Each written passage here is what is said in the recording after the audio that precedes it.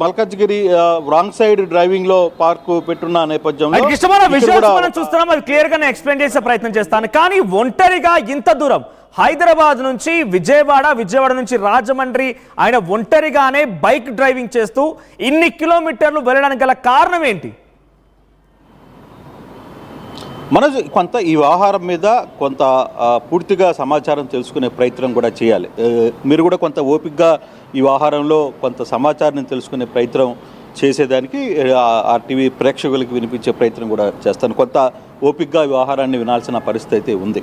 కారణం ఒకటి, ప్రవీణ్ పగడాల తలుచుకుంటే అతను రాని వెహికల్ అంటూ ఉండదు. అతను కావాలనుకుంటే అతనికి బంధువులు కావచ్చు, లేకపోతే ఫ్రెండ్స్ కావచ్చు, తన వ్యాఖ్యల్ని వినే చాలామంది క్రైస్తవ సహోదరులు కావచ్చు, వాళ్ళందరూ కూడా ఎక్కడికి కావాలన్నా అక్కడికి బైక్స్లు కావచ్చు, లేకపోతే కార్లు కావచ్చు ఏర్పాటు చేసే పరిస్థితి ఉంది ఆయనకి. కానీ మరి ఆయన ఒక్కడే సింగిల్గా ఎందుకు హైదరాబాద్ నుంచి విజయవాడ దాకా, ఇది కేవలం ఇది మొదటిసారి కాదు రావడం, ఆయన చాలాసార్లు వచ్చిన పరిస్థితి కూడా బైక్ మీద వచ్చిన పరిస్థితి. ఈవెన్ హైదరాబాద్లో కూడా ఆయన బైక్ మీదనే తిరుగుతారు. అదే విషయాన్ని ఆయన ఒక ఇంటర్వ్యూలో కూడా చెప్పారు, నాకు బైక్ మీద తిరగడం ఒక ప్యాషన్, ఒక ఇంట్రెస్ట్. అయితే దీంట్లో రెండు కారణాలు ఉన్నాయి. కారణం ఏంటంటే, ప్రవీణ్ పగడాల నిత్యం తాను ఒంటరిగా ఏదైనా సాధించాలి. దేవుడు వాక్యాల్లో కూడా నువ్వు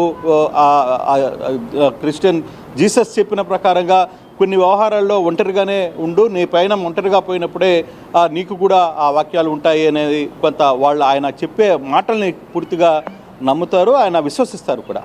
ఆ నేపథ్యంలోనే ఆయన కొంత సొంతంగా ఒంటరితనంగా ఉండడానికి ఒక ప్యాషన్ లాగా అలవాటు చేసుకున్నారు. ఆ ప్యాషన్లోనే భాగంగానే ఇది ఇంత దూరం ఈరోజు ఆయన ఇక్కడ వదిలి వెళ్ళిపోవాల్సిన పరిస్థితి వచ్చిందంటే ఇదే కారణం. అయితే మరి ఆ బైక్లో ఆయన కొన్ని జాగ్రత్తలు చూసుకోరా అంటే, నిజంగా మనం కానీ చలనాలను కానీ చూసుకుంటే ఈరోజు చలనాలలో చాలా విషయాల్లో అతనికి హెల్మెట్లు లేక కొన్ని ఫైన్స్ పడ్డాయి. తర్వాత ఆ బండిలు వేరే వాళ్ళు కూడా వాడి ఉండొచ్చు, ఆయనే వాడి ఉండడం కరెక్ట్గా కాదు, వేరే వాళ్ళు వాడినప్పుడు కూడా ఆ బండి ఫైన్ ఎలాగో పడితే పరిస్థితి అయితే ఉంది. బట్ ఈరోజు జరిగిన ఇన్సిడెంట్లో ఆయన ఖచ్చితంగా మార్నింగ్ హైదరాబాద్ నుంచి బయలుదేరి చివరి తుది శ్వాస వరకు తన హెల్మెట్ని ఎక్కడ కూడా అతను తీల.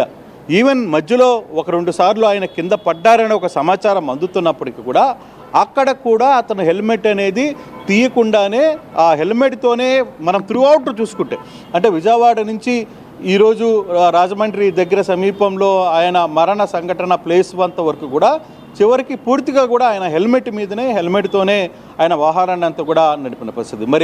మరి ఆయనకి ఎందుకు వాహనాలంటే పోలేకపోయారు, లేదు బుల్లెట్లోనే ఎందుకు పోవాలనుకున్నారు, అది ఆయనకు మొదటి నుంచి ఉన్న ఒక ప్యాషన్గా మారింది. ఆయనకు కొంత సొంత నిర్ణయాలు తీసుకునే పరిస్థితి. కొన్ని వ్యవహారాల్లో ఆయన ఎవరి మాట కూడా వినరు. ఒక డెసిషన్ తీసుకున్నారు అనుకుంటే ఆ డెసిషన్లో ఆయన ఎవరి మాట వినరు అనేది కొంత సమాచారం కూడా చెప్తుంది. ఆయనకి ఆ నేపథ్యంలోనే తన హైదరాబాద్ నుంచి వస్తున్నప్పుడు సాధారణంగా అంత పెద్ద వ్యక్తి అంటే అందరితో పరిచయాలు ఉన్నాయి.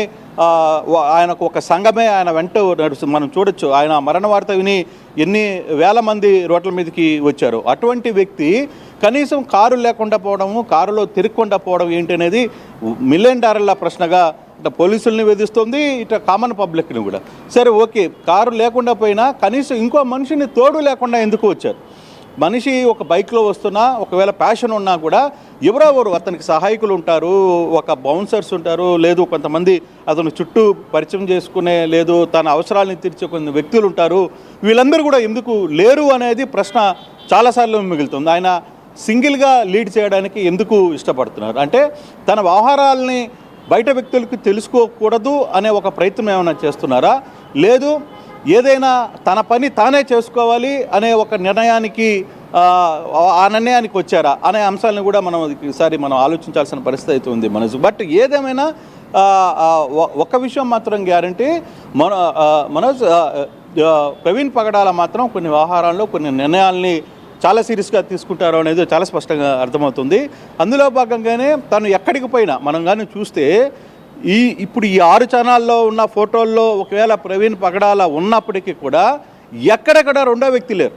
కేవలం తను ఒక్కడే సింగిల్గానే ఉన్నాడు. కొన్ని దగ్గర హెల్మెట్లు ఉన్నాయి, కొన్ని దగ్గర హెల్మెట్లు లేవు.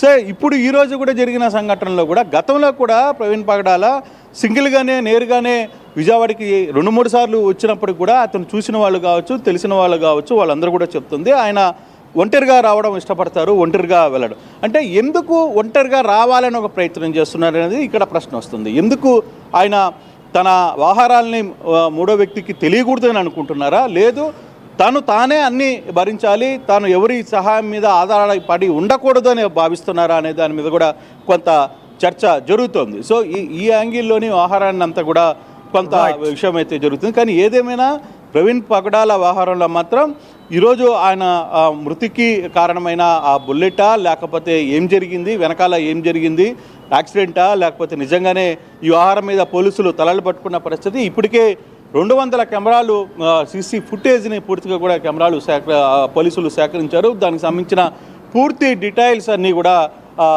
వివరాలన్నీ కూడా సేకరించే పనిలో ఉన్నారు. బహుశా రేపు ఎల్లుండి లోపల ఈ కేసుని పూర్తి స్థాయిలో ఛేదిస్తారు పోలీసులు, వ్యవహారాన్ని తెలుపుతారనే సమాచారం అయితే అందుతోంది. Manoj. Right, thank you Krishnamohan. So ఏదేమైనా కూడా RTV ఎప్పటికప్పుడు ప్రవీణ్ పగడాల మరణం పైన అనేక విషయాలను చాలా క్లుప్తంగా వివరంగా మీకు అందించే ప్రయత్నం చేస్తోంది. డాక్టర్స్తో మాట్లాడుతున్నాం మనం. ప్రవీణ్ పగడాల పోస్ట్ మార్టం రిపోర్ట్ ఎందుకు ఆలస్యం అవుతుందనే విషయం పైన డాక్టర్స్తో మాట్లాడుతున్నాం.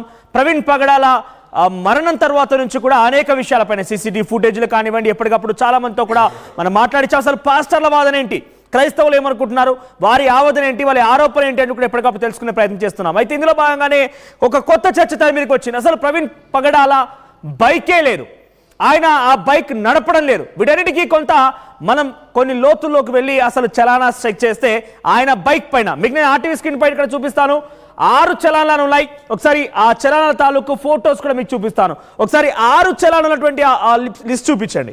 సో 6 చలానాలు ఉన్నాయి.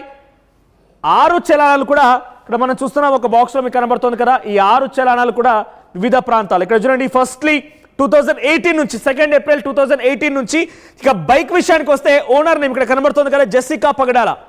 తన భార్య జెస్సికా పగడాల పైన ఈ బైక్ రిజిస్టర్ అయి ఉంది. సో 2018 నుంచి 2025 31 జనవరి వరకు కూడా 6 చలానాలు ఉన్నాయి. వివిధ ప్రాంతాల్లో ఈ చలానాలు ఉన్నాయి.